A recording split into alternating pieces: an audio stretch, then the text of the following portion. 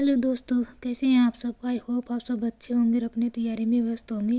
तो हमारी जो सीरीज़ चल रही थी, हम हिंदी के जो लास्ट ईयर जो क्वेश्चन आए हुए हैं वो देख रहे थे। उसमें आज हमारा चौथा वीडियो हो जिसमें टॉपिक रहेगा क्रिया, काल, अव्यय और एक जो टॉपिक है वो है लिंग। तो पहला टॉपिक क्रिया का है, तो चलिए शुरू करते हैं। पहला प्रश्न, निम्न में क्रिया शब्द है आपको आंतरिक, कर्ता, जगत। तो ऑप्शन सी होगा इसमें क्रिया। हम इसके डिटेल भी देखते जाएंगे आज से। क्रिया वो जिससे किसी काम के करने या होने का बोध होता है उसे क्रिया कहा जाता है। जैसे सचिन क्रिकेट खेल रहा है, इसमें करना क्रिया है। मेरे पास एक पुस्तक है, इसमें होना एक क्रिया होगी। अगला प्रश्न, जहाँ एक क्रिया के समाप्त होने के तुरंत बाद दूसरी पूर्ण क्रिया के होने का बोध होता है, जैसे दिनेश पढ़कर सोया, वहाँ पहली क्रिया को कहते हैं तात्कालिक क्रिया, पूर्वकालिक क्रिया, पूर्णकालिक क्रिया या क्रियार्थक क्रिया। तो ऑप्शन बी होगा आंसर, पूर्वकालिक क्रिया। इसकी डिटेल देखेंगे। जहाँ एक क्रिया के समाप्त होने के तुरंत बाद दूसरी पूर्ण क्रिया के होने का बोध होता है तो पूर्व के समय में समाप्त हुई क्रिया पूर्वकालिक क्रिया कहलाएगी। अगला प्रश्न, निम्नलिखित में पूर्वकालिक क्रिया प्रयोग है भयंकर, उभरकर, करती हुई और के रूप में। तो ऑप्शन बी होगा आंसर, उभरकर। भयंकर हमारा विशेषण होगा यहाँ पे। अगला प्रश्न, संयुक्त क्रिया का उदाहरण कौन सा वाक्य है।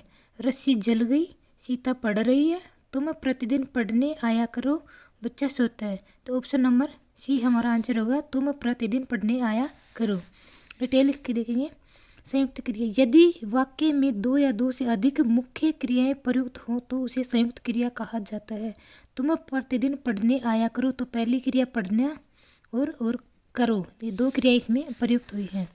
अगला प्रश्न हमारा होगा, किस वाक्य में प्रेरणार्थक क्रिया है। लड़का बहुत पढ़ रहा है, किसान खेत के सूखे पेड़ कटवा चुका है, आप बहुत ईमानदार हैं, मेरे घर की छत टपकती है। तो इसमें ऑप्शन बी हमारा आंसर होगा, किसान खेत के सूखे पेड़ कटवा चुका है। प्रेरणार्थक क्रिया जब कर्ता क्रिया को संपन्न न कर किसी दूसरे को आज्ञा या प्रेरणा देकर क्रिया को संपन्न करवाता है तो उसे प्रेरणार्थक क्रिया कहा जाता है।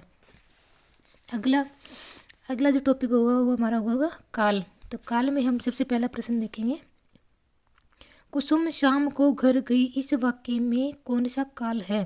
सामान्य भूत, आसन्न भूत, पूर्ण भूत, संदिग्ध भूत। तो इसमें आंसर हमारा ये हो जाएगा, सामान्य भूत। अगला प्रश्न, अंग्रेजों का मुकाबला किया में काल है। आसन्न भूत, भूतकाल, संभाव्य वर्तमान, सामान्य भविष्यत काल, सामान्य भूतकाल।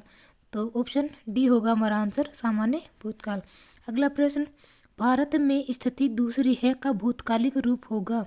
भारत में ऐसी स्थिति थी, भारत में स्थिति दूसरी थी, भारत की स्थिति दूसरी थी, भारत में स्थिति ऐसी थी। तो ऑप्शन नंबर बी हो जाएगा, भारत में स्थिति दूसरी थी।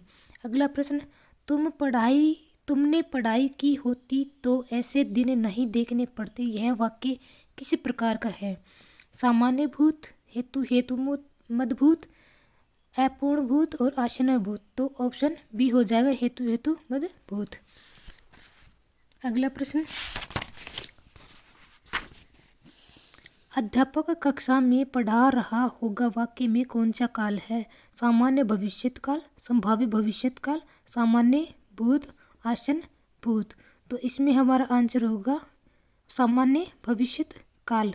इसमें बोनस दे रखा है, इसकी डिटेल देखेंगे। अध्यापक कक्षा में पढ़ा रहा होगा, इस वाक्य में संदिग्ध वर्तमान काल है जिसका उल्लेख किसी भी विकल्प में नहीं किया गया, अतः इस प्रश्न में बोनस दिया गया है। अगला प्रश्न, निम्नलिखित में कौन सा अपूर्ण वर्तमान प्रयोग है। आम बात हो गई है, वनों को भी निरंतर काटा जा रहा है, वायुमंडल पर बहुत प्रभाव पड़ रहा है, सारे वातावरण को विषाक्त बना दिया है।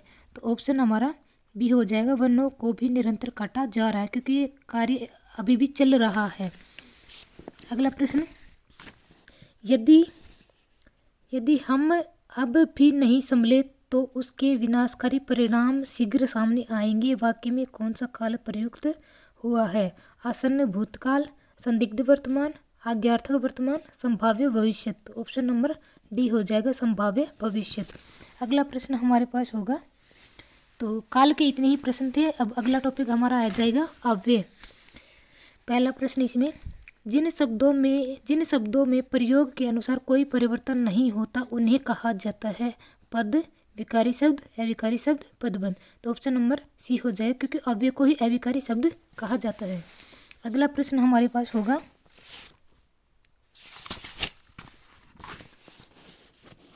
निम्नलिखित में से कौन सा अव्यय का प्रकार नहीं है? क्रिया विशेषण, संबंध बोधक, समुच्चय बोधक और संज्ञा विशेषण। तो ऑप्शन नंबर डी हो जाएगा, संज्ञा विशेषण हमारा अव्यय का प्रकार नहीं है। अगला प्रश्न, निम्न में अव्यय है समाज, खंड, एक, व्यवस्था। तो एक है जो हमारा अव्यय है, और सी हो जाएगा। अगला प्रश्न, निम्न में कौन सा उत्तर अव्यय के भेदों से असंगत है? क्रिया विशेषण अव्यय, विसर्ग बोधक अव्यय, संबंध बोधक अव्यय, समुच्चय बोधक अव्यय। तो ऑप्शन नंबर बी हो जाएगा, विसर्ग बोधक अव्यय। अगला प्रश्न, क्रिया विशेषण है तेजी से होने वाली वृद्धि, फेफड़ों की बीमारियां, शहरों की और पलायन, निरंतर काटा जा रहा है। तो ऑप्शन नंबर डी हो जाएगा, निरंतर काटा जा रहा है। अगला प्रश्न, अपराधी ने सारी बातें साफ साफ कह दी। वाक्य में साफ साफ अव्यय है विस्मयादि बोधक, संबंध बोधक, क्रिया विशेषण और समुच्चय बोधक। तो ऑप्शन सी हो जाएगा, क्रिया विशेषण। अगला प्रश्न हमारा है, डैश बोलो कोई सुन लेगा। वाक्य में रिक्त स्थान पर क्या आएगा? जोर से नहीं, गाकर नहीं, चीख कर नहीं, धीरे। हाँ, ये होगा कि धीरे बोलो कोई सुन लेगा। तो आंसर हमारा डी हो जाएगा। अगला प्रश्न, राम घर तक गया में अव्यय है समुच्चय बोधक, संबंध बोधक, विस्मयादि बोधक, क्रिया विशेषण। तो इसमें संबंध बोधक हो जाएगा, उसका संबंध घर तक बताया गया है। तो ऑप्शन नंबर बी हो जाएगा, संबंध बोधक। अगला प्रश्न, हमें सफलता मिलने तक प्रयास करना चाहिए। इस वाक्य में तक है समुच्चय बोधक, क्रिया विशेषण, संबंध बोधक, विस्मयादि बोधक। तो ऑप्शन सी हो जाएगा, संबंध बोधक अव्यय।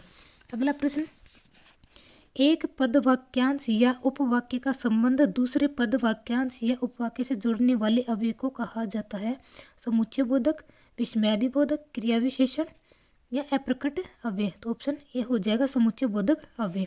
अगला प्रश्न, वहाँ मोहन के डैश कोई नहीं था। वाक्य में रिक्त स्थान पर प्रयुक्त होगा या, और, अलावा, अथवा। तो ऑप्शन सी हो जाएगा, वहाँ मोहन के अलावा कोई नहीं था। अगला प्रश्न, किस वाक्य में समुच्चय बोधक अव्यय है? बिजली चली गई और गर्मी लगने लगी। मेरे घर के सामने सिनेमा घर है, शीतल ही देखेगी। अरे 12 बज गए। तो इसमें ऑप्शन ए हो जाएगा, बिजली चली गई और गर्मी लगने लगी। अगला प्रश्न, तो इसके भी इतने ही प्रश्न थे। अब हमारा लास्ट टॉपिक आएगा लिंग। तो इसमें पहला प्रश्न, कवि का स्त्रीलिंग रूप होगा कवि, कवि, कवयित्री, कवि अत्री। तो इसमें ऑप्शन सी होगा, कवयित्री। ये वाले प्रश्न बहुत बार आ चुका है, तो इससे ध्यान से देखेंगे। इससे अगला प्रश्न, कौन सा शब्द स्त्रीलिंग नहीं है? सेवा, भाषा, प्रयोग, हिंदी। तो ऑप्शन सी हो जाएगा आंसर, प्रयोग। अगला प्रश्न, कौन सा शब्द पुल्लिंग नहीं है? व्यक्ति, भाषा, उपकरण, लेखक। ऑप्शन बी हो जाएगा, भाषा। कवि का स्त्रीलिंग है कवि, कवि, कवयित्री, लेखिका, कवयित्री। तो ऑप्शन डी। ये प्रश्न फिर से आ गया है। अगला प्रश्न, इनमें से कौन सा शब्द स्त्रीलिंग नहीं है? शाम, रात, कलेवा, आँखें। तो ऑप्शन सी हो जाएगा, कलेवा स्त्रीलिंग शब्द नहीं है। अगला प्रश्न, इनमें से किस शब्द का स्त्रीलिंग नहीं बदलता? चाचा, छात्र, साइकिल, मामा। तो चाचा का चाची हो जाएगा, छात्र का छात्रा हो जाएगा, मामा का मामी हो जाएगा, साइकिल का कोई भी स्त्रीलिंग नहीं होगा। तो आंसर सी हो जाएगा। अगला प्रश्न, इनमें कौन सा शब्द स्त्रीलिंग नहीं है? लिपि, पढ़ाई, समझ, संघर्ष। तो संघर्ष है जो स्त्रीलिंग शब्द नहीं है। अगला प्रश्न, इनमें से पुल्लिंग शब्द बताइए। उम्मीद, आशा, बचपन, बेकार। तो ऑप्शन सी हो जाएगा, बचपन।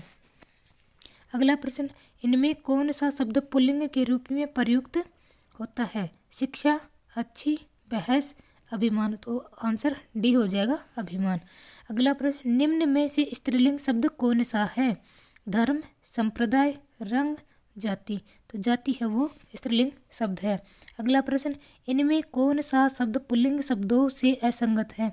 विनाश, स्थिति, वातावरण, परिणाम। तो ऑप्शन हो जाएगा बी, स्थिति। अगला प्रश्न, जगत शब्द में लिंग है पुल्लिंग, नपुंसकलिंग, स्त्रीलिंग। तो ऑप्शन ए हो जाएगा पुल्लिंग। अगला प्रश्न। तो इतने ही प्रश्न थे पूरे। तो आज भी हमने 4 टॉपिक देखे हैं। अगर आपको ये वीडियो अच्छी लगे तो लाइक करिएगा, कमेंट करिएगा, शेयर करिएगा, सब्सक्राइब करके रहिएगा। Thank you.